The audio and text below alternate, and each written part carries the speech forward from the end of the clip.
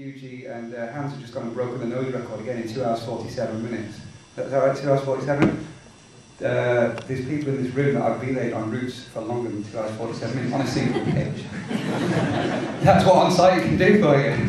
That's the difference. Yuji and Hans, you know, they're not OnSight and that, they're climbing by numbers. I'm not demeaning that, but in Britain that's what we stand for, really, I'd say. And I was taking this film on, and I'm pretty sure, from what I've seen and what I've read and what I've heard, I've done a pretty good job of it, so I'll hand over to him now.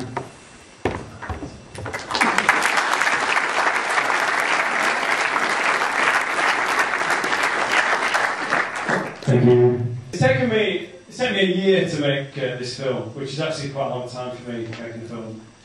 Just to put things in perspective, the film made last year, Psych, was made in 4 months, and before that, Set in Stone, made about 5 months. So to actually spend 13 months putting the film together is an awful long time.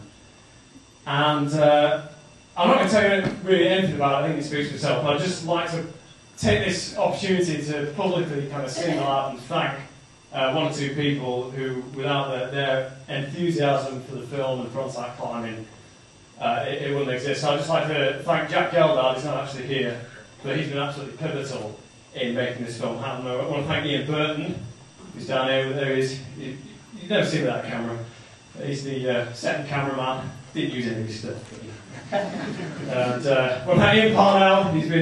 He's always appreciated that Ian lets me come along on his trips and ruin them basically by slowing everything down.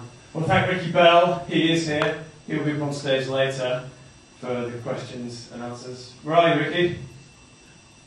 Yeah, good tactic. And Pete Robbins, Neil Dixon's here as well, and he's a natural at public speaking. Nick Coombs, all the orchestral music you're going to hear in this film is by a guy called Nick, and I've just met him for the first time tonight. It's all been kind of done by the email.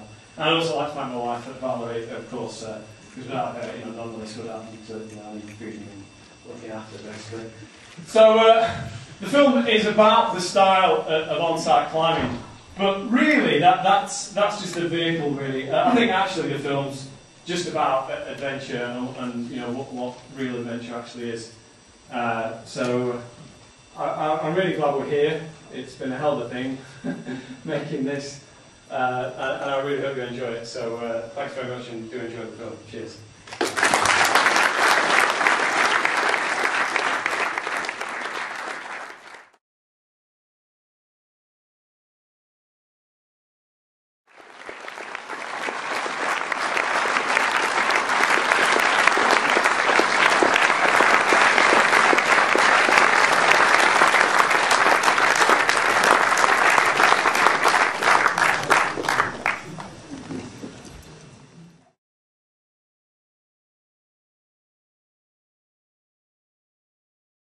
Advertising really, calling it OnSight.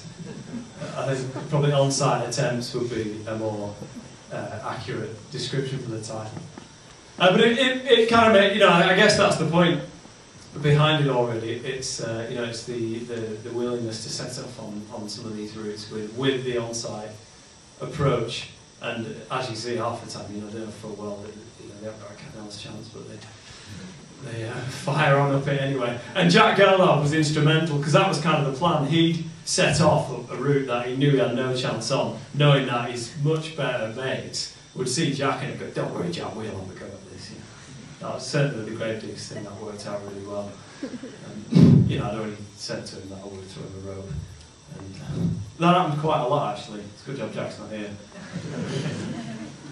If I'd have had a chance to make a good extras chapter, we could have had a whole chapter about Jack being rescued.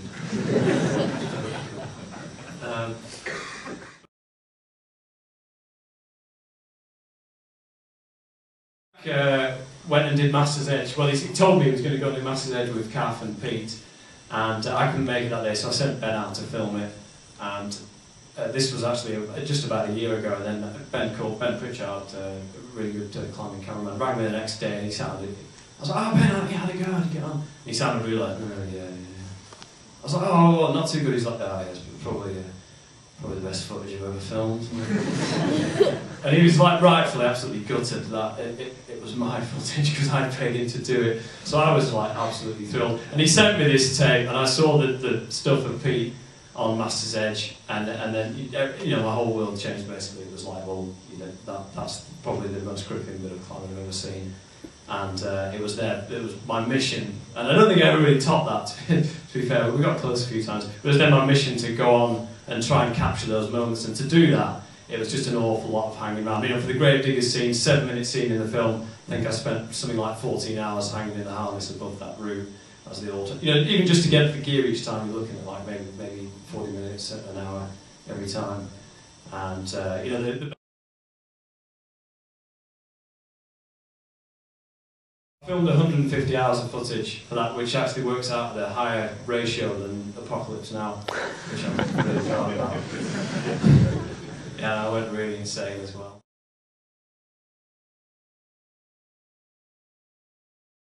So, but I guess the other thing with the Master's Edge footage was because I think a lot of people criticise my kind of indulgence on the post-production side with the kind of fancy effects, fancy camera work, and I guess just seeing that bit of footage made the penny drop in that. You can throw all the fancy camera work you like in a climbing film, but ultimately it will live or die on whether the footage is any good. And if you can't kind of sit and watch the footage, then you're probably not going to be able to make much of a decent film, because it's that in itself that's got to be gripping and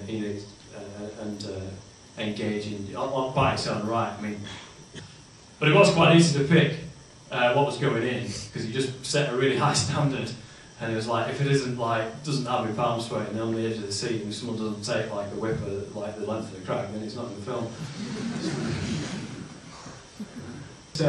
Thank you all for coming, and I really hope you enjoyed it. If you didn't, then stay quiet. Thanks a lot. Cheers.